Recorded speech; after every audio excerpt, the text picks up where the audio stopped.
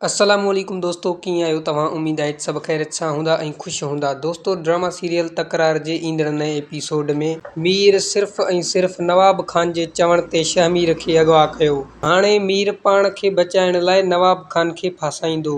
लाला बशीर चवंदो त नवाब खान मूंखे पंहिंजे सौट ख़िलाफ़ इस्तेमाल करे रहियो आहे। जेकॾहिं नवाब खान ऐं सिजावल खान पाण में हिक थींदा त पोइ इहो ई नवाब खान मूंखे मारण में ईंदो। बहावल खान पंहिंजे पुट ऐं पंहिंजी नुंहं खे आज़ादु करण लाइ पंहिंजो पाण खे नवाब खान अॻियां झुकाईंदो।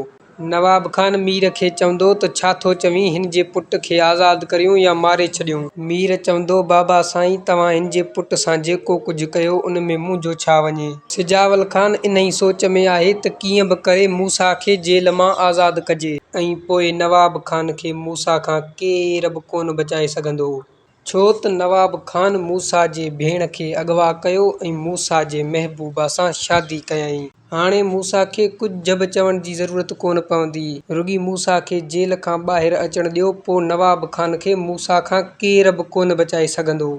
दोस्तों, उम्मीद आहे त असांजो अॼु जो इहो नंढिड़ो वीडियो तव्हांखे पसंदि आयो हूंदो। जेकॾहिं पसंदि आयो आहे त वीडियो खे लाइक करणु न विसारींदा ऐं असांजे चैनल MJ ऑफिशियल ते नवां आहियो त अहिड़े क़िस्म जा वधीक वीडियो ॾिसण लाइ असांजे चैनल MJ ऑफिशियल खे सब्सक्राइब करे बेल आइकन जे बटन खे ऑल ते सेट करे छॾींदा, छाकाणि त असां रोज़ तव्हांजे लाइ अहिड़े क़िस्म जा वीडियोज़ खणी ईंदा आहियूं।